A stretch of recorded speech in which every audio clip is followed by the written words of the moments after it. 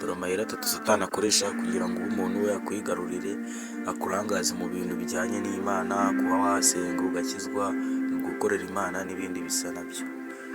Ni ukuvuga ngo Satani iwe ubundi ukivuka uba uri amahitamo y'Imana, kandi kuba uri amahitamo y'Imana, Satani nawe ahita akugira tageti, agahita avuga ati cyane ko we aba abizi cyane uburyo umuntu akomeye ari umuntu w'agaciro ku Mana.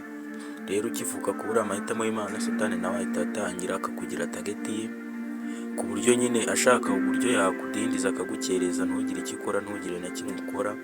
Ubundi nyine bigatuma, murabizi Satani gahunda ze, imipango ye yose ni uguhinyuza Imana, ibintu byose by'Imana ashaka kubihinyuza, ashaka nyine kwigarurira imitima y'abantu, kandi ntabwo ariko byakagombye kugenda. Hano ni ukuvuga ngo dore strategy, uburyo bwa mbere Satani akoresha kugira ngo adindize abantu, abarangaze bere kujya mu bintu by'Imana cyane, cyangwa se ngo barusheho kubisobanukira. Uburyo bwa mbere akoresha ni ubu bukurikira: kukurangaza, agerageza buryo cyo kurangaza. Niba wari umuntu usenga, akagerageza buryo cyo kurangaza, agerageze kugukura mu bintu by'Imana, akugira umupagani. Mbega hari nk'ukuntu kwa kundi ujya gusenga, wenda nka nijoro umuntu agiye gusenga ngo aryame, ukumva ufite ibitotsi cyangwa se urananiwe. Ubundi buryo nanone ugasanga ugiye gusenga nko ku cyumweru, ubundi ntugiyeyo, ugenda noneho ugasanga utangiye kujya ugendana n'abantu nyine badafite imico myiza, ba bandi Satani akunda. Mbega nyine agakoresha buryo ki uribagirwa ibintu by'Imana, rimwe na rimwe ukumva wacitse intege, ukumva nyine ukumva urananiwe cyane ku buryo hari n'abantu basenga bakabigiriramo ibitotsi. Wajya gusenga ku rwose ukumva ufite ibitotsi, ukumva wahita wiryamira, cyangwa se ukavuga ati reka niryamire nzasenga ejo. Ibyo byose Satani abikora bitewe n'uko azi yuko gusenga k'umuntu bifite, iryo sengesho riba rifite imbaraga nini zikomeye cyane, kandi kuba iryo sengesho rifite imbaraga zikomeye cyane, urumva ni ibintu bibangamira Satani, bikabangamira ubwami bwe. Niyo mpamvu nawe rero ahita agukoraho tageti, kugerageza kukurangaza, ibintu nk'ibyo byose. Ubundi birazwi ko ukivuka uba uri amahitamo y'Imana, kandi buri muntu wese afite ubushobozi bwo kuvuga ijambo ry'Imana cyangwa se ubutumwa bwiza, ibintu nk'ibyo nyine kubwiriza. Nta muntu utabikora, ahubwo ni Satani ugerageza kuturangaza kugira ngo nyine duhugire mu bindi cyane. Ntabwo wabura kuwugira mu Satani, afite ukuntu azana amanyanga ku buryo ushobora gukora ibintu cyangwa se ibintu bikakunanira, ukumva ko ari amahitamo yawe, cyangwa se ukumva nyine ni ibintu biri aho byoroheje nta kibazo. Nyamara buriya akenshi iyo urebye usanga ahubwo ari imipango ya Satani, imitego ya Satani, cyane ko Satani we ibintu byose Satani aba ashaka kubigendamo cyane, abishyira ku murongo. Ni ukuvuga ngo niba afite nk'umudayimoni yakoresheje wo kukurangaza, ubwo n'ubu arahari. Niba agerageje akohereza imbaraga ze z'umwijima, ugasanga mu rugo, wenda mu rugo rw'umugore n'umugabo ni ahantu hahora intonganya, ugasanga bayohereje umudayimoni uza agahungabanya nk'ubutunzi bwawe, imitungo yawe, ugasanga ibintu biri gukendera, kugira ngo arusheho cyane kukurangaza, ugire utundi tuntu twinshi ugiramo. Iyo ngiyo ubundi aba ariyo gahunda ya Satani muri make. Urugero, ushobora nko kuza ukaganira n'umuntu, wenda ukamubaza ati ese uheruka kujya gusenga ryari? Ati se ngewe mperuka kujya gusenga ku cyumweru. Mbega nyine Satani afite uburyo ki yakoresha, ukumva yuko uzajya ujya gusenga, uko aguca intege gusenga buri munsi ugiye kuryama cyangwa se ugiye mu rugendo, akaguca intege ukagenda ubivaho, ukumva nyine ibi noneho igisigaye ni ukujya gusenga ku cyumweru kuri dimanche gusa. Ni ukuvuga ngo ni ibyo ngibyo nabyo agenda akomeza akora buryo ki, akomeza akora buryo ki, ku buryo nabyo uzashiduka wabicitseho, kandi ukumva nyine ni ibintu wowe biri muri plan yawe, cyangwa se ukumva nta kibazo. Ariko ubundi iyo urebye neza usanga ari imbaraga za Shitani zibyihishe inyuma, kuko murabizi kuvuga ngo wasenze ku cyumweru byarangiye nturyama ngo usenge, cyangwa se nyine ngo ibyo ukora byose wiragize Imana. Ibyo ngibyo byose nibyo Satani aba ashaka, kuko gusenga kwawe bifite uruhare runini cyane, byangiza ku bwami bwa Satani. Niyo mpamvu rero nawe ntagoheka kugira ngo akore buryo icyo ashoboye ahinyuze umugambi w'Imana, mbega nyine abantu bose ashaka kwigarurira imitima yabo.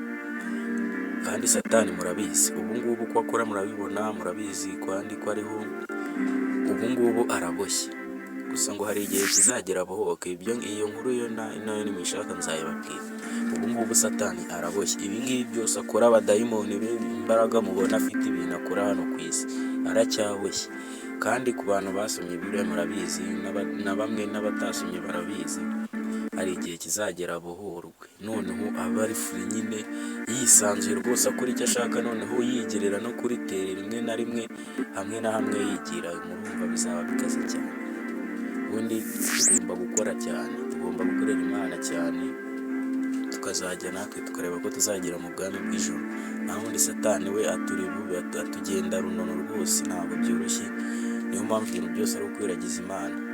Ni ukuvuga ngo ku cyumweru warasenze, ariko ntuzijya kuryama nijoro ngo usenge cyangwa se ubyutse ngo wiragize Imana. Satani birumvikana uburyo akoramo ni bwinshi cyane, ni birebire, ni burebure, akora uko ashoboye kose, aremera akavunika. Ariko urugero rwa hafi, umuntu ushaka kukugirira nabi akora cyane kurusha umuntu waba ushaka kukugirira neza. Ushaka kukugirira nabi aba yumva nyine umunsi azaba yabigezeho abifitemo inyungu, ariko ugasanga nyine ibintu bibi n'ubundi nibyo bifite agaciro cyane, ariko ibyiza wabyo byagiye hasi. Kubera iki? Ibyo byose ni imbaraga za Satani. Noneho hari nk'ukuntu musanga umuntu, noneho umuntu agiye nko gusenga nijoro, ugasanga arasenze ariko agasenga avuga ati reka nsenga agasengesho gatoya kagufi niryamire, cyangwa se ugasenga nyine utabyitayeho, wumva bitanakurimo, ukabikora mbega nka bimwe byo kurangiza umuhango kugira ngo witwe ko wasenze gusa, ariko bitakurimo, bitanagufashe, uri kugira ngo nyine wiryamire gusa. Ibyo nabyo bisa no kuryarya Imana, kuko nyine ni nka kwa kundi umuntu yagushaka cyangwa se ari icyo agushaka, ukamubwira ubusa cyangwa se ukamubeshya kugira ngo umwikize akuveho akubise. Ibyo ngibyo nabyo rero niko Imana ibifata, gusenga utabyitayeho cyangwa se nyine ubikora nko kurangiza umuhango kugira ngo witwe ko wasenze birangire, ubundi wikomereze gahunda zawe. Nanone ikindi kintu ngo buriya kwa kundi uba nyine wumva witwa ngo uri umukristu, ku buryo umuntu yakubaza ngo uheruka kujya gusenga ryari, ntunabyibuka, ahubwo n'ubu wibuka neza n'idini ryawe. Ibyo nabyo ngo ni imbaraga za Satani. Kandi buriya ngo ntaho utandukaniye n'umuntu utemera Imana, udasenga na rimwe w'umunyabyaha.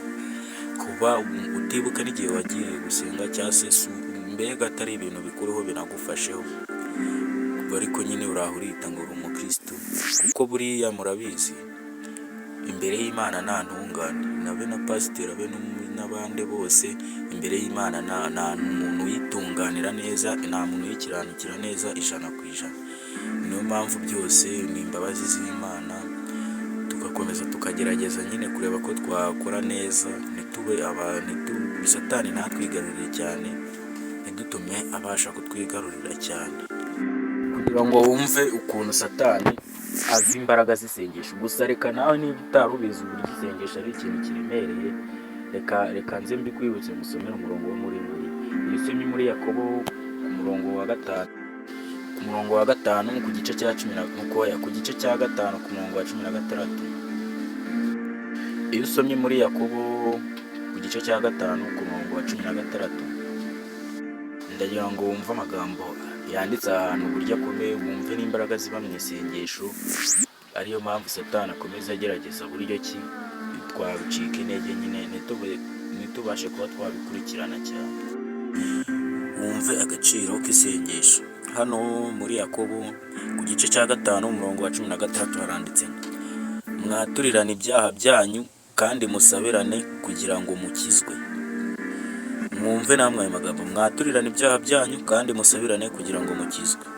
Ni ukuvuga ngo buriya kuri uyu muntu asenga agasengera abantu cyangwa se ati Imana uyu muntu umufashe umugirire neza, buriya Satani arabizi ngo ni isengesho rikaze cyane, rifite imbaraga zihambaye cyane, ko murabyumva na hano muri Bibiliya haravuga ati musabirane kandi mwaturirane ibyaha byanyu kugira ngo mukizwe. Noneho murumva ko iryo jambo rwose, ibintu biba byanditse no muri Bibiliya murabyumva. Satani we buriya twebwe kuko tudasoma cyane ntago nyine tubyiyumvisha, ati gusenga k'umukiranutsi kugira umumaro mwinshi iyo asenganye umwete. Ngira ngo murabyumva namwe, apana bya bindi usenga uvuga reka ngire vuba nisubirire kuri telefone, reka ngire vuba njye kwirira, reka ngire vuba nigire. Bikore nk'inyine mbahego bigire nk'akazi kawe, atari cya kintu umuntu akora akinubira cyangwa se kugira ngo asoze yisubirire mu byo yari arimo. Gusengana, murabyumva nicyo bivuze gusengana umwete. Ati gusenga k'umukiranutsi kugira umumaro mwinshi iyo asenganye umwete. Rero mukomeze musenge. Aha nkomeje n'urugero dukomeje hano ku murongo wa 17 haranditse ngo dore Eliya yari umuntu umeze nkatwe, asaba cyane ko imvura itagwa. Imvura imara imyaka 3 n'amezi 6 itagwa. Murabyumva ko nyine iregana bano bantu bo muri Bibiliya yari abantu nkatwe, ahubwo nuko nyine nabo bageragezaga gukiranukira Imana cyane. Naho birazwi ko nyine birananditse ko uwo waba uri we wese wasenze cyane ushyizeho umwete, icyo wasaba Imana cyose wakibona. Kambabwire ngo rero mukomeze gusengana umwete. Gusa bibaye byiza uyu murongo wawandika ahantu ukajya wibuka, cyangwa se ufite Bibiliya nyine ukawufata mu mutwe. Ni Yakobo ku gice cya 5 ku murongo wa 16. Tugomba gukora cyane kugira ngo tuzajye mu bwami bw'ijuru. Ni ugukora cyane rwose, nkunda kubivuga kuko Satani nyine nawe ari hano ntago yoroshye, afite imbaraga, nawe arakora imbaraga z'umwuka z'umwijima, Imana nayo irakora. Gusa nta kintu na kimwe Satani yagukoraho Imana atabishatse. Imana yagushyizeho uburinzi bwayo, yakurambitseho amaboko, nta kindi kintu na kimwe cyaguhungabanya cyangwa se ngo gihungabanye ibyawe. Gusa nanone umenye ko hano ubundi Bibiliya ikiri mu gitabo cy'ijambo ry'Imana. Bibiliya ntabwo igira ibintu by'ibikabyo byinshi cyane. Gusa kuba muri Bibiliya ubonyemo ijambo byinshi cyangwa se nyine nk'uko bahanditse ngo gusenga k'umukiranutsi kugira umumaro mwinshi yasenganye umwete. Bibiliya nyine ntabwo yagiye mu buryo busesengura cyane, nyine bagiyeho bakabiriza. Gusa iyo wumvishe muri Bibiliya handitsemo nk'uko umumaro mwinshi, menya ko ari ikintu gihambaye, ari imbaraga zihambaye cyane. Ariyo mpamvu Satani aturusha kubimenya we akagerageza uburyo ki yabidukura.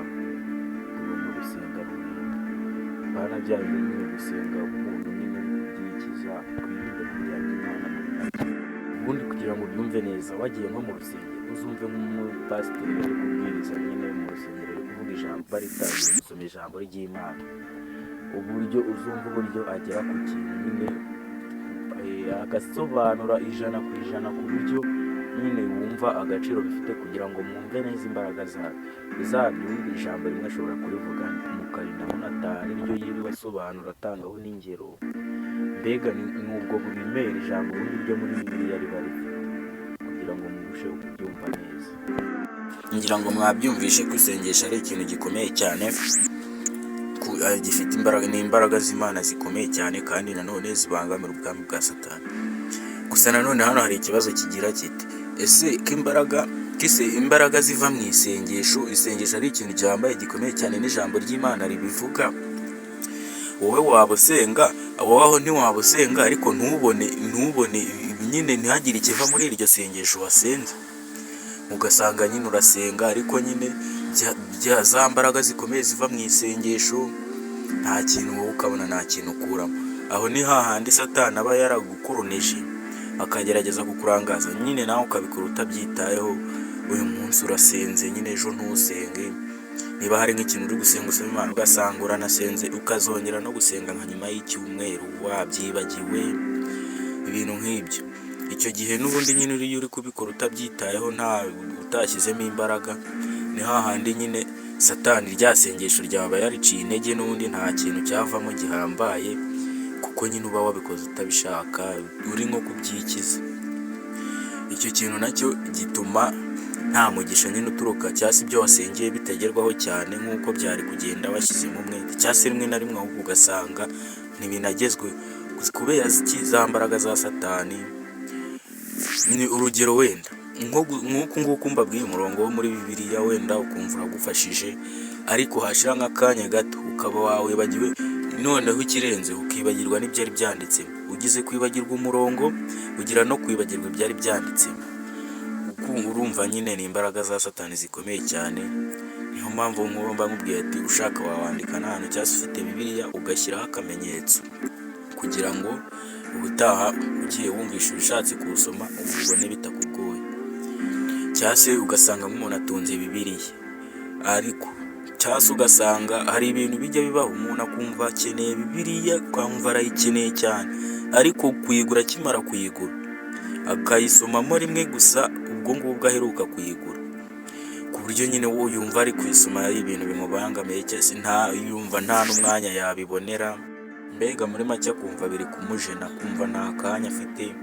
Cyangwa se ugasanga umuntu nyine afite telefone irimo bibiliya ariko nyine ugasanga irimo gutyo gusa nk'umurimbo, kandi ujya kuyidawunirodinga wayidawunirodinze wumva uyishaka uyikunze, cyangwa se ujya kugura bibiliya wayiguze wumva uyishaka uyikunze, ariko Satani akibona yuko ufite intego nziza yo kumenya ibintu byerekeranye n'Imana yagerageje uburyo ki yakurangaza akakwibagiza.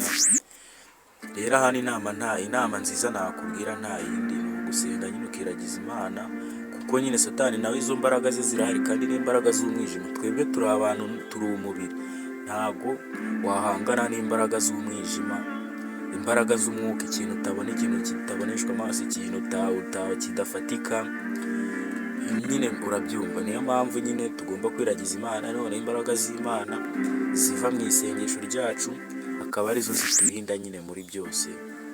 Ni hahandi wumva ngo urarinzwe n'abamarayika ariko ntabubona, nyine icyo nicyo bita isi y'umwuka. Ikindi kintu buriya nanone Satani ni umuhanga, ajya gukora ibintu byose akabanza agashyiramo akareba neza akabanza.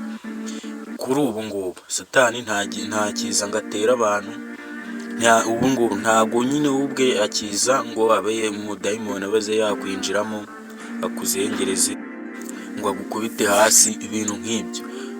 Yarabimenye, arabizi ko nyine iyo umuntu yinjwemo n'amadayimoni abantu nyine ari ukuza bagasenga abakozi Imana bakaza bagatokesha bakamwirukana, ntagikora muri ubwo buryo. Araza agira gutya akaza akumva nyine akagira bigeza buryo ki yakumvisha ko se bari abapasiteri uravugana biki barakubwira iki, mbega cyangwa se nyine ukumva wenda akabwira ati n'ubundi bibiliya urayizi, ijambo ry'Imana urarizi, si hari mu rusengero cyangwa se uriya mupasiteri ni iki gishyashya arabakubwira ko byose ubizi.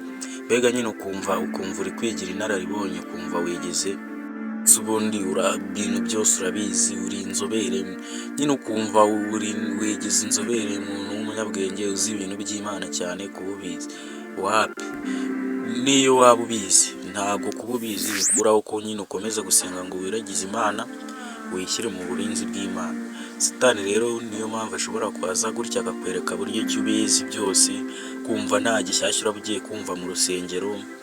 Ubwo ndavuga nyine nko ku bantu baziho ibintu by'Imana cyangwa se iby'ijambo ry'Imana, ku buryo wumva ko nyine uri umuhanga ubizi byose, nta gishyashya uraba ugiye kumva. Mbega ugasanga nyine gutyo ucitse intege, cyangwa se ukaba n'ubundi uri aho uricaye nta kibazo ufite, nta muntu wabangamiye, nta nubwo wenda ukora ibijya mu byaha cyane, nyine ukituriza ukavuga ati njye nta kibazo mfitanye n'Imana, ariko nta gusenga na rimwe, ntujya gusenga, naho uri ntusenga. Ugasanga nyine kuba wumva witurije wenda wigira mu kazi kawe, nta muntu mbangamira, nta nubwo njya no mu byaha cyane, mbega nyine ukumva nta kibazo ufite, uratuje. Izo zose ni imbaraga za Satani ziba zibyishe inyuma. Satani akaza akakumvisha buryo ki abo bose, abo bapasiteri cyangwa se abo bakozi b'Imana ari abesikoro, ukumva ni abesikoro cyangwa se nyine ari abatekamutwe, ukabyiyumvisha ubundi. Mbega muri wowe ukumva ni wowe uri kubyiyumvisha, uri kubitekereza, ukumva ni ubunararibonye bwawe n'ubuvumbuzi. Ariko Satani nyine agerageza kukumvisha buryo ki ari igitekerezo cyawe ntiwamenya. Ubundi abakozi b'Imana barahari, nibo benshi, mugenda ahantu bateraniye musenge, nyine musenge cyane muhozaho nk'uko ijambo ry'Imana ribivuga. Ubundi imirongo ivuga ibintu by'Imana, hari imirongo myinshi ivuga ibintu by'Imana isobanura nyine uburyo ki gusenga bifite isengesho ryawe rifite imbaraga zihambaye cyane. Dukwiye kujya gusenga pana ibyo byo nyine kumva akaga confidence ko ibintu by'Imana tubizi, kumva ko nyine byose usobanukiwe, nta gishyashya kuri wowe, nta n'icyo ukeneye kumenya, byose ubizi. ibyo ngibyo ni ukubireka, ahubwo tukajya gusenga tukarushaho gusobanukirwa no kumenya byinshi. Urundi rugero rwa hafi, iyo uje ugasoma hano mu Batesalonike ba mbere ku gice cya 5 ku murongo wa 17, ni umurongo mutoya, ni umurongo mugufi cyane. Ku murongo wa 13 haranditse ngo musenge ubudasiba. Murumva hari imirongo myinshi n'ibitabo byinshi bigaruka ku kuntu gusenga nyine ari ibintu bihambaye.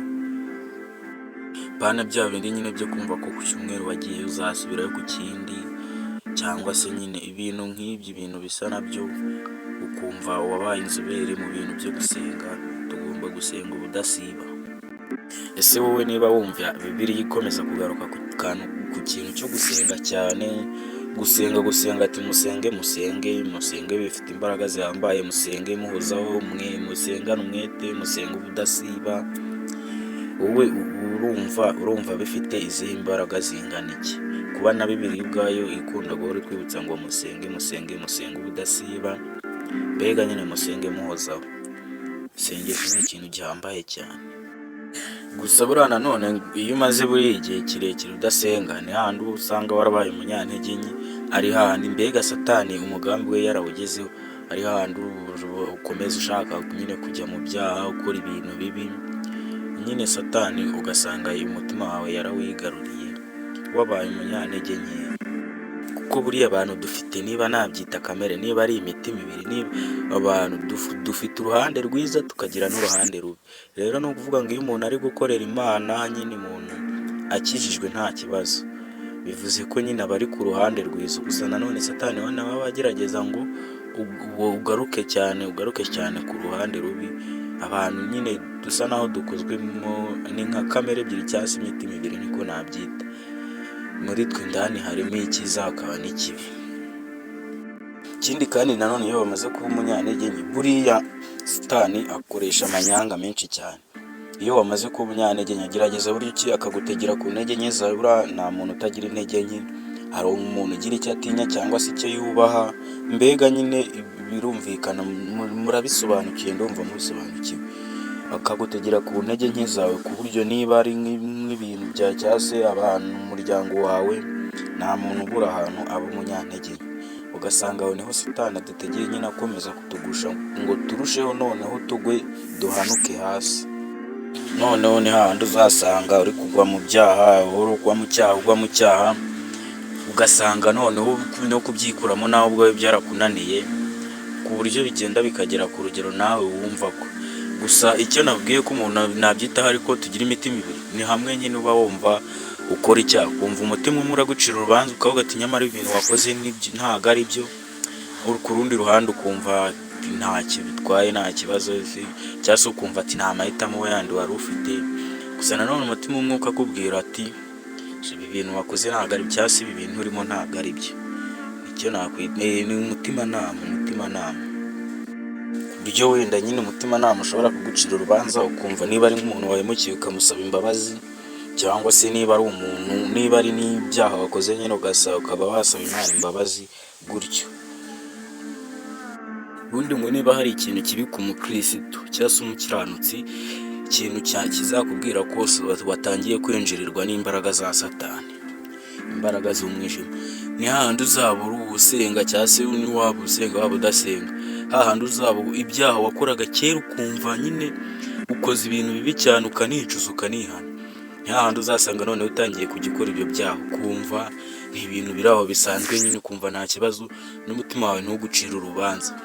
Icyo gihe noneho Satani aba yamaze kugushyira hasi bya nyabyo byeruye. None hahandi mu urugero rwiza murabizi, hari nk'ukuntu urusanga nyine nk'umuntu yari kubeshyera undi, yamubeshyeye noneho akagerekaho no kugenda